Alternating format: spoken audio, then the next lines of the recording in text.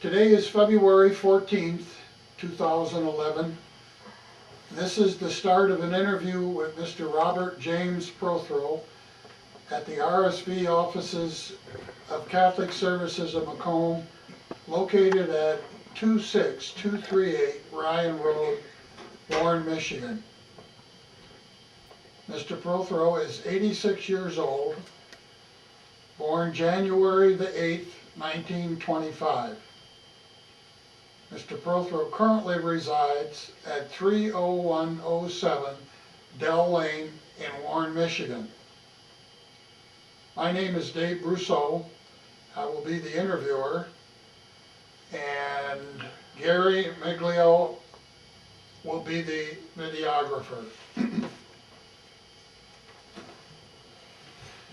All right, Bob, can we go back to where it all started? Last part of your high school career, can you give us a little bit about where you went to school, your family, leading up to the eventual draft? Well, I lived in Detroit, Loretto, went through Denby High School, only finished 11th grade because I had to go to work because we were naturally back in those days everybody was poor. But You were drafted in June of 43. June 2nd, 43. And I had a family of one brother, 3 sisters, 2 sisters living, a brother and 1 sister dead. And then lived in Detroit for all my life. Had never been out of the state to any other state, but I've been out of the country to Canada. I always thought that was weird, that I couldn't get to visit another state, but I could go to another country. Yeah. You know. But we had relatives. My dad was born in Canada, and I just worked and wasn't a great student, but I made it okay. And then when I got drafted, I tried to get in the Marines and the Navy, but at that time, people with glasses weren't accepted. So, Well, glasses, flat feet, and chicken pox, and, you know, chicken liver. yeah. Right. Where did you go to work when you left school? Well, I worked at a company, Prince and Company. They were an advertising agency, and I worked their copy machine. It was a reproduction machine, and it was on Jefferson Avenue. Worked there for a short period of time. Every job I had only lasted 3 months because I was looking for better things. And even when I got into service, I tried for the police department in Detroit. And I passed all their tests, physical and all that. And then when two captains and a lieutenant interviewed me, and they finally sent me a letter saying I'd been refused because I couldn't hold a job. And I said, well, geez, I just got out of 2.5 years in the service. And I was 18 when I went in. So I went to work for the DSR, drove streetcars. All right, let's go back to the high school. Was that in part to help support the family leaving school? Yes, really. And how long were you working before you got drafted? Probably about a year. What was your awareness of the war situation at the time you got out of high school? Well, I read about it in the paper, except for the Marines and the Navy. I had no real ambition to get into the Army, but I did. Did you figure you were going to still be A1, 1A? Oh yeah. Yeah.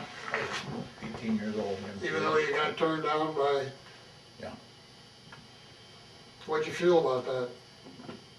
I felt okay. I figured they know what they want. And I knew I wore glasses. I wore glasses from the time I was 12. How'd your folks look at this, you going into the service? Well, they were happy when they got turned down, but not too enthused about me being drafted in the Army. Imagine. But, got drafted, went down to Texas, finally went to other states. Before that, I never did. What was that like, leaving the state for the first time? Interesting. Nothing overly exciting, but just a 30 train ride. Mm-hmm. Went down to Texas and took basic training at Camp Walters. Camp Walters? Walters, Yeah. W-O-L-T-E-R. Yeah. Walter. Walter. Yeah, I finished when I was drafted, it was 14 weeks training. Then they changed it to 15 weeks. And before I finished that, they added 3 more weeks. So we had 17 weeks, and then when they were shipping out, and they asked everybody about having their glasses, and they said, 2 pairs of glasses. And I said, I don't have any. He said, what are you doing for glasses? I said, what I got on my civilian glasses. So they didn't ship me out, which was probably fortunate, because that group went to South Pacific. Where? South Pacific, and I Okay. wasn't too enthused about that. And then, Why not? I don't know, I didn't think I'd enjoy jungle warfare. Okay. And then, Freezing your butt off was okay though, eh? yeah. Okay. And then, when they held me over, they didn't ship me out again. They didn't try to ship me out because there was only a few guys that were kept around with. So we were made as acting cadre, where we trained the next group, just the physical stuff, not any of the intelligence. And took them for hikes and on the rifle range and what have you. And then when we shipped out to Germany, or over to England, I mean. So right out of boot, they didn't send you to any training program or any specialists? That was my training program, 17 weeks. And we fired all the equipment Mm-hmm. through hand grenades and all that stuff. So you try to learn how to So what was your area of expertise going to be then? infantry. Infantry. Yeah. I had no expertise. Don't need to train you how to walk, huh? No, and they showed you how to walk far, Mm-hmm. but it was quite interesting, especially the second term while I was down in Texas, because I was helping other people learn how to do all these different things. Then I shipped out, came back to Detroit for 2 weeks, went to New York. Wait a minute, what was that like, coming home after being away so long? Weird. Yeah, Great to see my folks. yeah. I suppose it was great to see my 2 sisters and Mhm. or 3 sisters. I had one younger one, but it was nice. They treated me real well. I'm sure. I had a brother that went in a year before I did. He was 18. He was 18 in December, and we skipped the whole year, and I was born in January. Mhm. So I think I found out what my father's hobby was. He had an older girl, a couple years older, and my sister Dorothy was born in December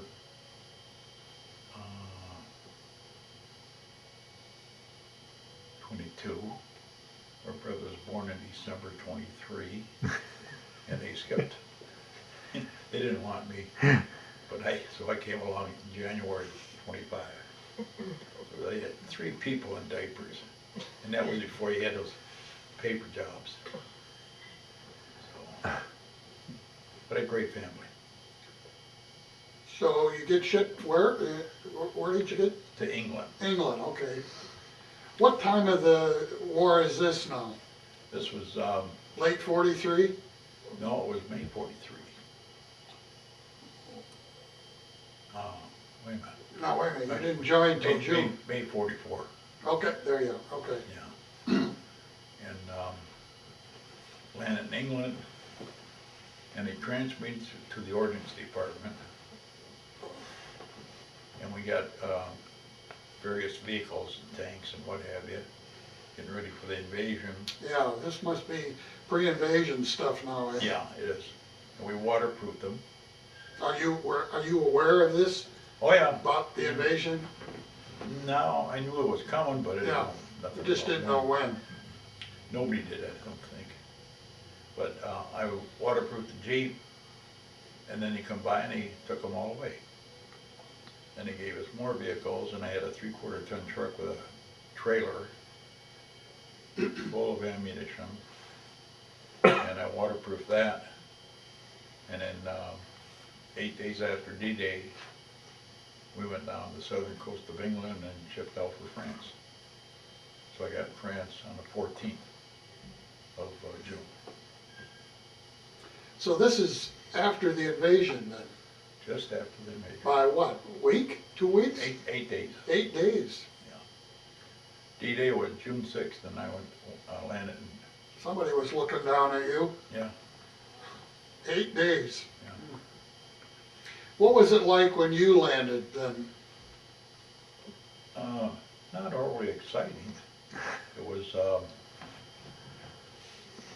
we drove our vehicles off of a ship onto a raft. So you didn't get any resistance at that No, point? eh? none. And right into the water, and they told me one thing when the last man that talked to me, he said, if the truck stalls, get out and walk, because you're not gonna get it started. So I made it in, and then 2 days later, they didn't want me in the ordnance no more, and they put me back in the infantry. And I joined the 4th, Company C, 22nd Battalion, 4th Infantry Division. And they asked for volunteers for a group that was going to be scouting and patrolling. And like a dummy, I was gonna say, apparently hadn't learned I hadn't learned nothing all the time. I was just you hadn't learned the never volunteer. never knew The beans, first, you the know. first rule. Yeah, the first rule. Well, I didn't mind it. In fact, I enjoyed my job. But they had 8 volunteers from each company of the 22nd Battalion, and we were called Scouts and Raiders. So all we did, we were attached to battalion headquarters, and we went out and made scouting patrols.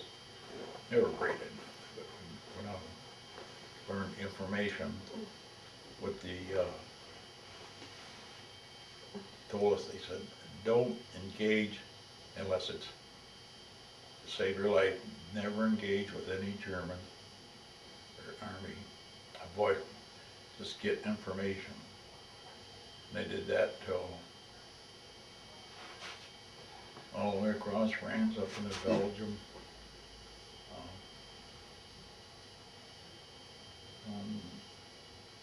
One of the first patrols in Paris, southern part, and then I forget what division it was, but our division, although we were the first ones in Paris, we didn't get the recognition of being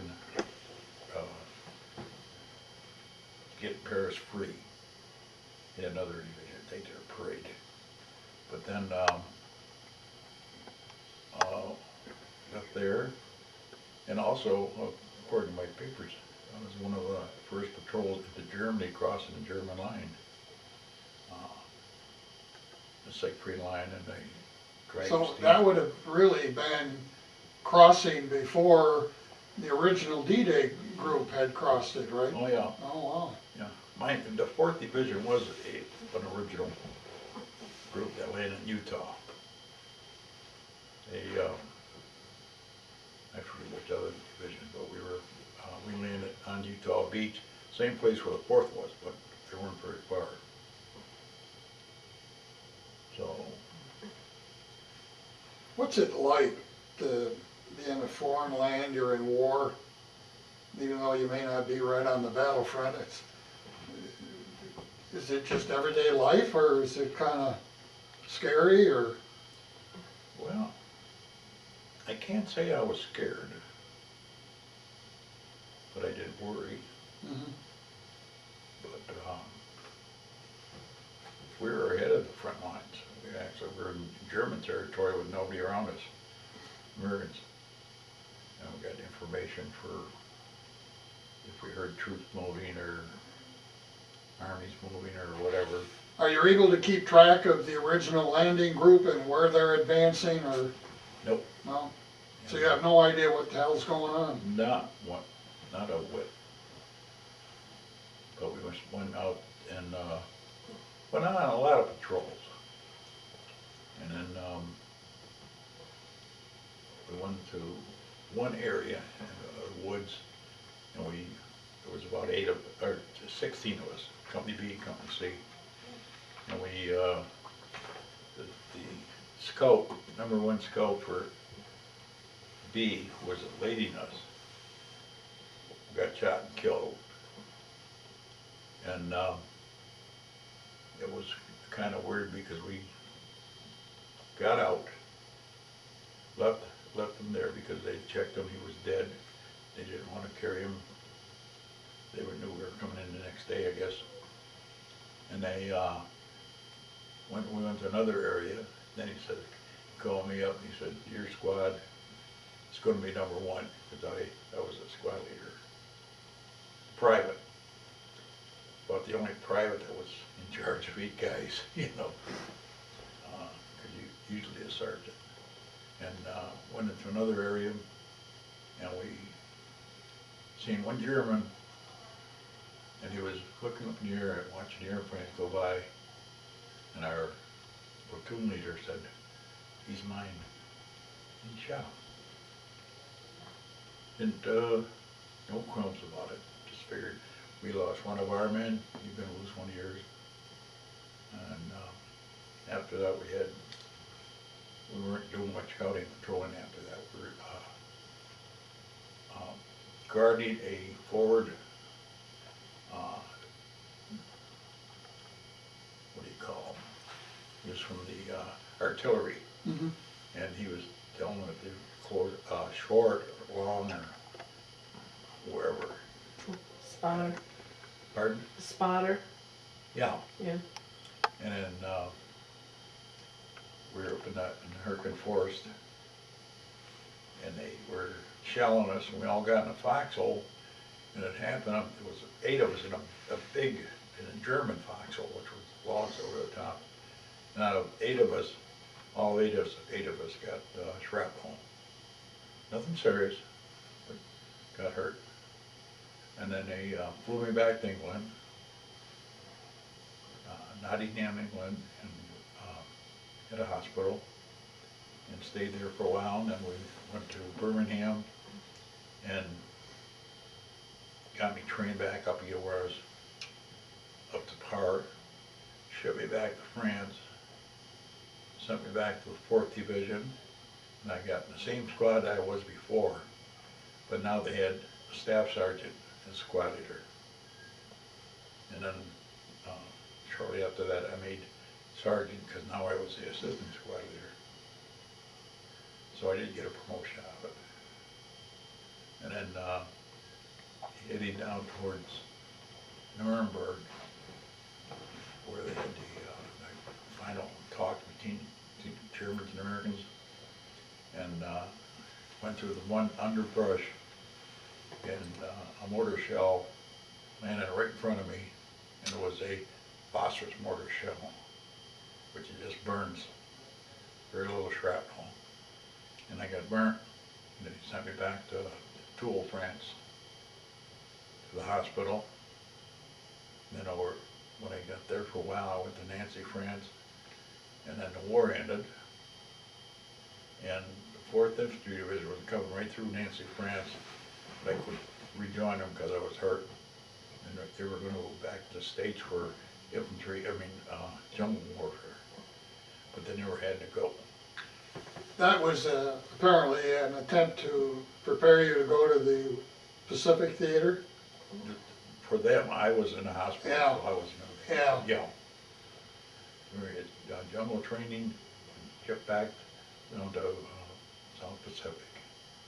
So were you in the hospital when you were discharged, or No, had you I- completed that and, Finished that and went to Rouen, France, a pretty good sized town.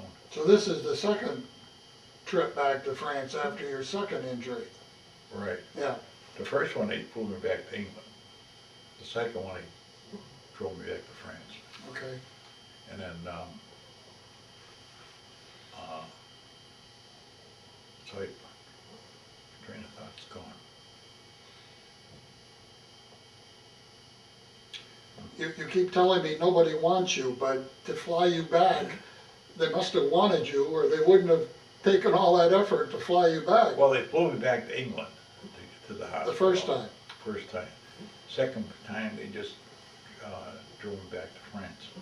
So they must have wanted you, you must have been Yeah. awfully important. No, I don't think so. I was appointed as a United States soldier, but not any highfalutin. So where were you when the war ended? Germany, or France. I was in hospital in France, in Nancy, France. And what was that for? Burns, phosphorus burns. I got, had some scars, but they're all gone now. You get rid of them after so many years. They cover up. What was it like when you heard about the war? First, was there a warning it was coming, or did it just one day they said the war's over, or We knew it was getting close to being done just by the advance of the where we were, yeah. invasion troops? Right. The Russians were on the east Yeah, side of Germany and we were on the west. And we had no trouble getting far in Germany. Yeah. In Germany. so how'd you feel when you found that out? Happy, I'm sure. yeah. Nothing else, just happy. And the first thing that crosses your mind, when am I getting home? Yeah. Oh, I know, I was telling you about going back to Rouen, France. They put me in orders again, shipped me to France, to Rouen. They checked all my numbers, and they have a certain number of points to get sent back to the States. Yeah. I was 2 points short. Oh, You got 1 point for being in service, 1 point a month, 1 point, an extra 1 point for overseas service. Your medals, 5 points. And I ended up with, if it was 94 points, I had 92. So they shipped me back to Bastogne from Belgium. you needed a medal quick, huh? Yeah, yeah, right. It was too late to get any more. But I figured I had enough of them. I didn't wear them, so. Uh-huh. But we were in charge of a prisoner of war camp in Bastogne after the war ended. And we had, I think it was 100 men, 100 Germans. And we only had 7 people. Then we had some other guards that weren't from our outfit. But every morning we would send out a whole bunch of them. They'd go to a German cemetery and work, and they could work on the roads in the American cemeteries. But they could not work on the graves. That wasn't allowed. Why is that? Just want the Germans working on the graves, you know.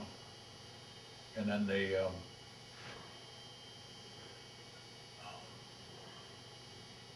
when they come back at night, we had to count them, and it seemed like every time we come back, we had a couple more than what we sent out, because they knew they could get fed. Were these relatively young men? At the end, they were kids, Yeah. but early, they were older men. Mhm. How were they to supervise? In the camp, we had no trouble. The only thing we had, there were 2 people, 2 German soldiers, that had to be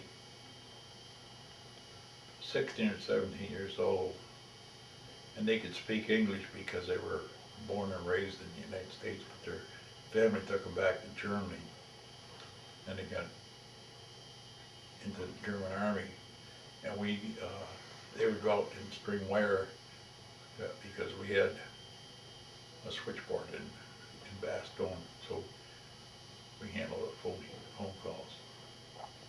But So they were relatively easy to handle They were because nice kids. conditions were good? yeah, they were nice kids. Well, the fact they were, when the war was over, all the German became nice. I mean, and I'm German. Well, for the most part, those people weren't in the army or the service because they wanted to. Probably like the United States, you had volunteers, and they were Yeah. tough guys. They were really tough. But we ended up getting a lot of young people. Any officers? I can't remember.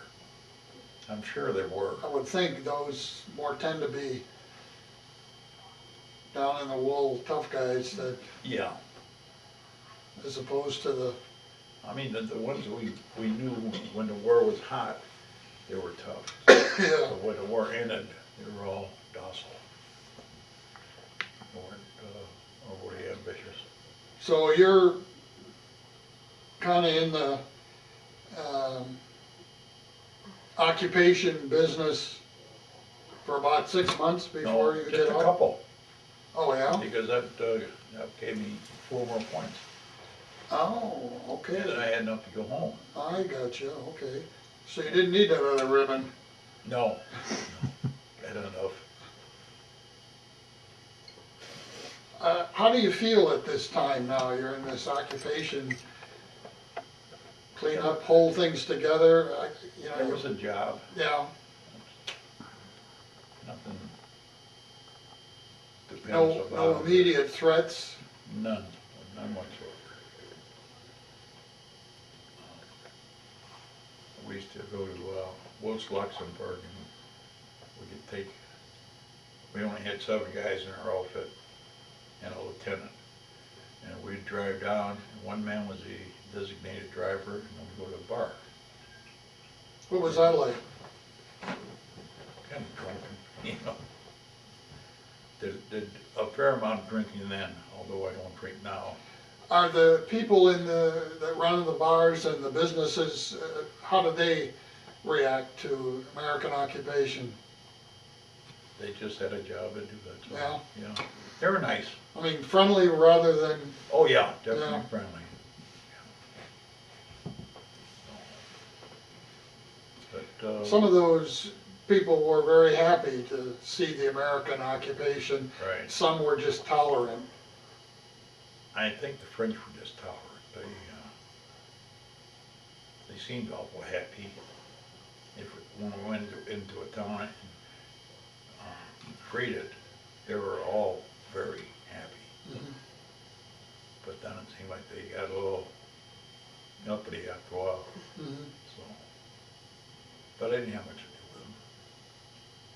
I was in Paris twice, up in the Eiffel Tower, and that first platform was 180 feet up in the air, Mhm. and we had trucks parked underneath it. And I remember there was a bar up on top. I'm talking about bars. Mhm. Yeah. Had good times in them. But like I say, I don't drink now. Occasional beer. But that was about it. So you get shipped back to the States. Where did they ship you back to? Shipping back to Boston. Going over took 14 days on the Athlone Castle, which was a British ship. And Tell us about that trip. we went over in a large convoy. And it seemed like all the time there were depth charges being dropped. Never near us, because we were right in the middle of it. But There was still a threat, wasn't there? oh yeah, go Even over. after the war was over. Well, I come back in, on the largest ship in the United States Navy, and it took 7 days to come back, because we didn't zigzag going over like we did going over. We just went straight back, and we landed Boston. And I remember when, it sounds dumb, but we had one guy that was in his bunk for 7 straight days, sicker than a dog. And we brought him an orange or crackers or whatever. Crackers, And soda crackers. Soda crackers. And when we got back in Boston, we said, you gotta come up on deck. It's calm, there's no motion. And he came up on deck and walked over to the side of the boat and threw up. Sick kid. And I thought, man, he's got a tender stomach. And it didn't seem to bother me. I know we were at the fantail on the ship coming back, and there was a big liner. Either was USS America or USS United States, something like that. And a sergeant from Texas, he said, let's go up on deck and see what it's like. I said, yeah, okay. So we went on a fantail, and one time you're up above the ocean, the next time the ocean's above you. Just the way the boat's going up and down. And he said, and we stayed there for quite a while. And he said, let's go up to the front and see what that's like. And I said, go ahead. I've had enough. You know, I wasn't that excited about being on the boat. So, but we can come back. Went into Boston. Went to Thanksgiving Day, 1945. Got shipped back to Camp Atterbury, Indiana, and got discharged. Now, when they muster you out, do they pay for your trip back home, or do they just give you money and say, go? I really don't remember. I would imagine he paid. How'd you get home? Train. Train.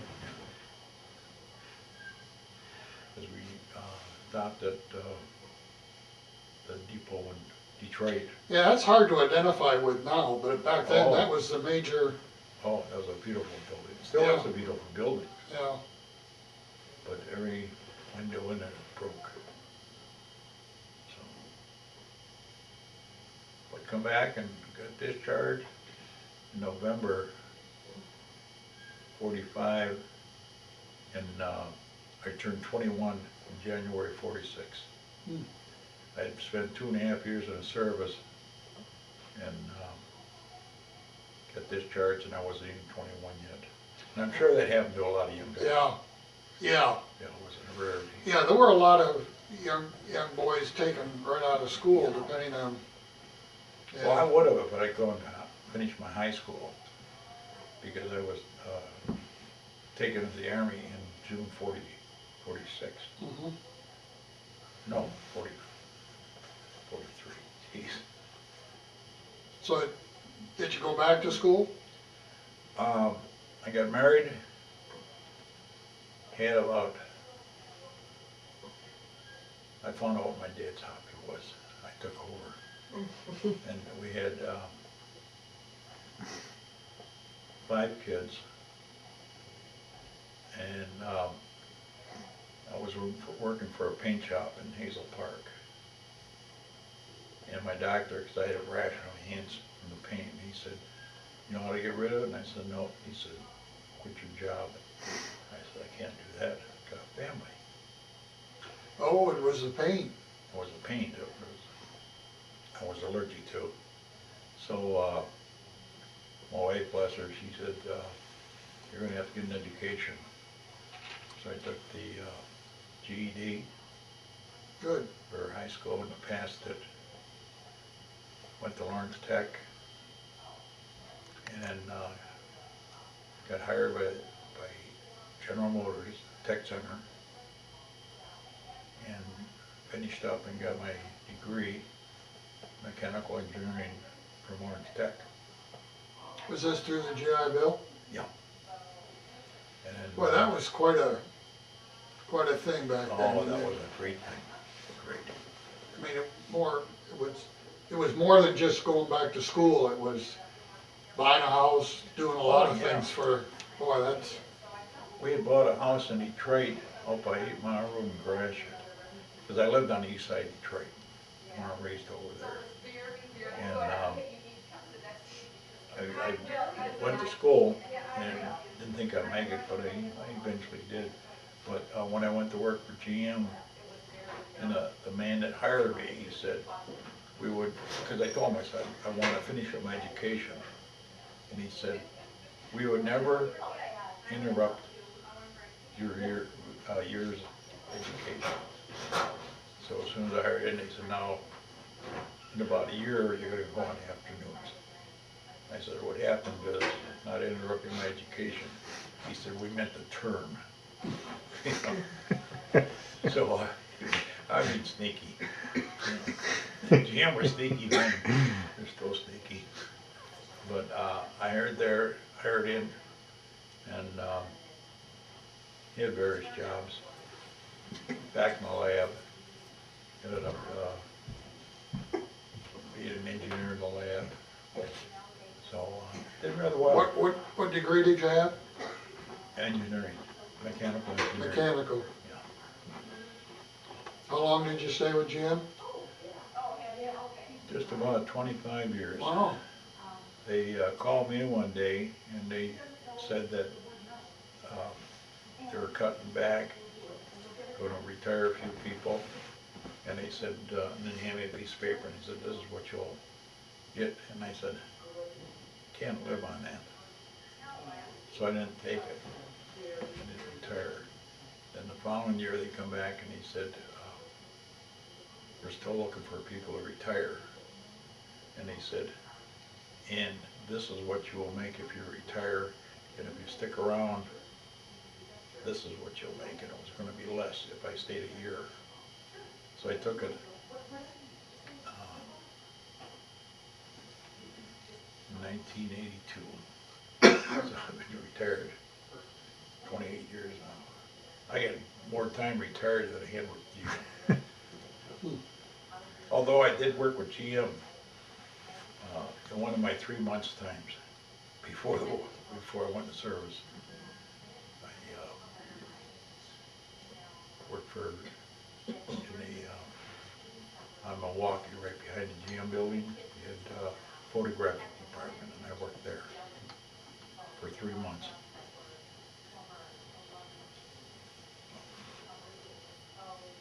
So that would make you what when you retired? 57. So what'd you do after that? After I retired, Mm-hmm. well, I got called in by my boss, or no, I got a phone call, and they said we're looking for people to come and work for GM Contract? contract.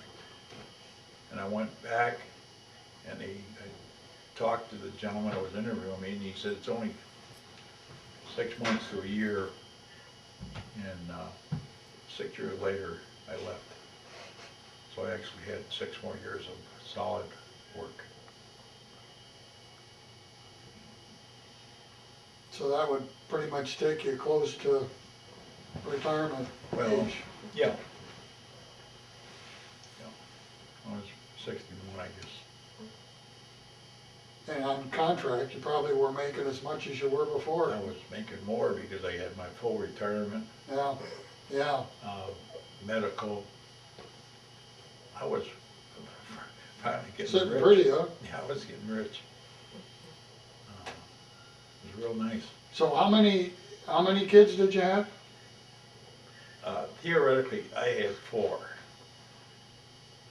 But my wife had a daughter before we got married, but she's my daughter. And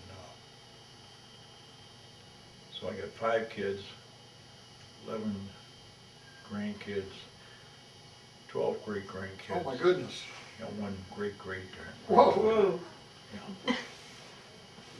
Now, are they all located in the area? No, the oldest one,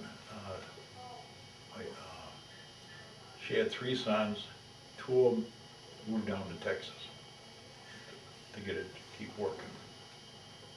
And then, my second oldest one had 1 daughter who hasn't done nothing but go to school. She's 30-some years old, she's getting ready to graduate from college. Took a long time. And then, the next one moved down to Kentucky and had a dog grooming business. He had 2 sons and 4 grandkids. And my youngest daughter works at Providence Hospital here in Detroit. And she's got 2 daughters. They're the only ones, they graduated from college. The oldest grandson graduated from state. And then my son, who took after me, and he married a girl that had a daughter, and he had twin sons. So, but they're all my kids, all my great-grandkids. So how often do you get to see them? Them, my son and my daughter-in-law live with me. Yeah. Because after my wife left, they came in to babysit. And it helped them out too. So, probably more so than me. I would have probably gone into a home. I don't think so, my kids would never let me. Well, that's nice. Yeah, 'cause for some reason they like me. Then you don't get the chance to see the grandkids and the great-grandkids and the great-great? I get to see my son's kids. He had 3, and they're the oldest girl. They're all 4 of them are married now, and the girl had 2 sons. One boy had 1 son, and the other twin had a girl. We get to see them. In fact, my daughter-in-law babysits every Monday night for her daughter-in-law, who's going to school for nursing training. So we get to see one of our great-grandkids a lot of times. Good, good. It's pretty nice. Do you do any traveling where you can see the ones that you don't see? Yeah, like I said, my wife passed away last year, and Last year? yeah, just was a year on the 10th of February, just a little bit over a year. But my daughter and son-in-law from Kentucky come up and pick me up, take me back to their house. Then my daughter from Alabama comes up and gets me and takes them to their house in Alabama. Spend a week there. Oh, neat. Take me back to Kentucky, spend a week there. Then they bring me back to. Boy, you're spoiled. You still can't stay any place more than 3 months. Right. I can't stay more than a month, I mean a week. How did you hurt your arm? I had a stroke Oh, 10 years ago. We had, I was in Beaumont Hospital. I was up north in Cadillac when I had it, because one of my grandsons were going to get married that day. And we had me in the hospital with a stroke, my son in the hospital with had cancer of the throat. And then his daughter was in there having her first baby. So we had 4 people in the family in the hospital at the same time. So, but it was quite exciting. now I'm assuming the Purple Heart, obviously, you only got 1, but you got wounded. Oh, you do have the 2 then, okay. Yeah, they're Okay. And the Bronze Star, where did that come from? come from a control that we made. I got the thing, what the recommendation was for it. Okay. But it was just a patrol. Mhm. We spent a couple days. Now, how is that determined? You're on a patrol in a combat zone? Is that for an extended period of time? Is that where it comes from? No, the Bronze Star, you can get it for two things. One for meritorious service, and one is for combat. And mine was for combat. I know my son's father-in-law had one, but he got it for meritorious service. He was a good clerk, I guess. But, to get the Purple Heart, you've got to get it. Yeah. And then you had one for the, is it combat infantry? What? One of your service awards is combat infantry. Oh, that was a combat infantryman's badge. Mhm. It was a badge with a blue bar. You got that for being in combat.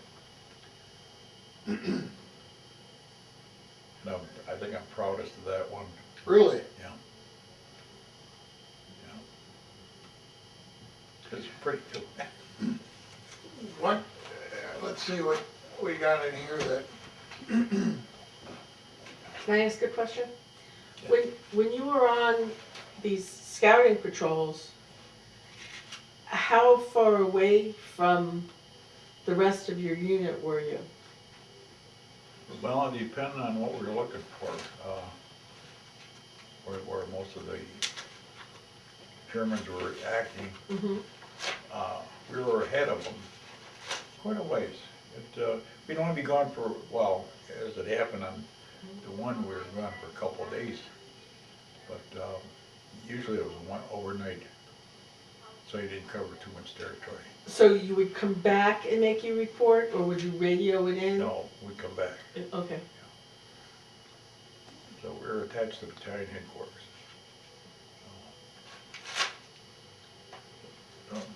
Oh, that's some of my son-in-law's work, I think. That might be mine. yeah, there's some information here that, in part you've shared with us. Well, I know my, like I say, my son-in-law later, he started driving us down to Florida, and he would interview and tape it while we were going, because he was very interested in the military. Now you have one here from 1946.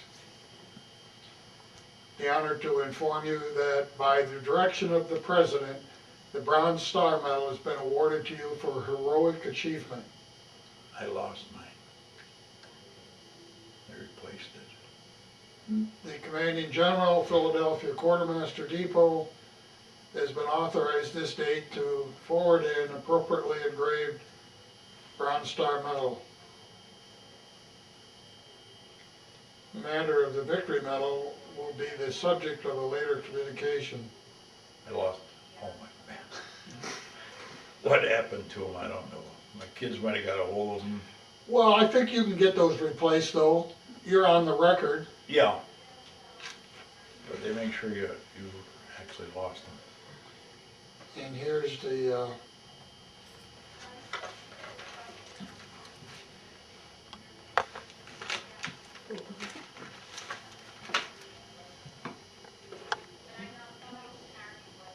I put those in a book because my son-in-law wants them when I go. Got it, got it. the Bronze Star Yeah. and the Purple Heart. I just got two of them in there, so it don't. Whoops, wait a minute. There we are. It's good.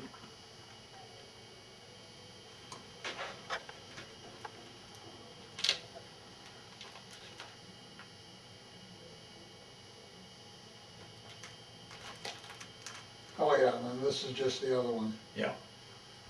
One was August 7th, both.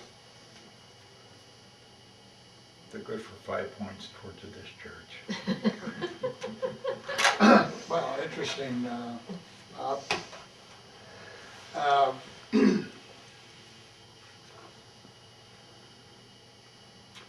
Anything else that you recall that you'd like to share with us?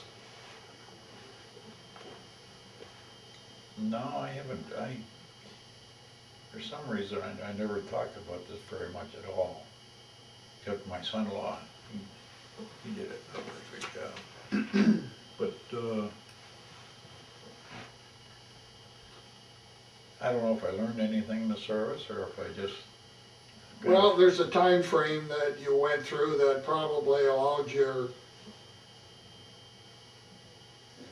emotional and physical growth to mature together and get your act together. Certainly your efforts at continuing your education after you came back were much more fruitful than they were before you went in. Oh, yeah. So there was a period of growing up there that probably is, Well, and my wife, yeah, they she do tend to have an effect, no talked me question. into it. Yeah, there's an old saying, a good woman, a great man always has a good, how's that go? A great man always has a good woman behind him, Yeah, something like that. I had one. Well, Bob, thank you very much. Any questions from the gallery? None? Thank you for sharing, You're quite welcome. Bob. I appreciate it very much.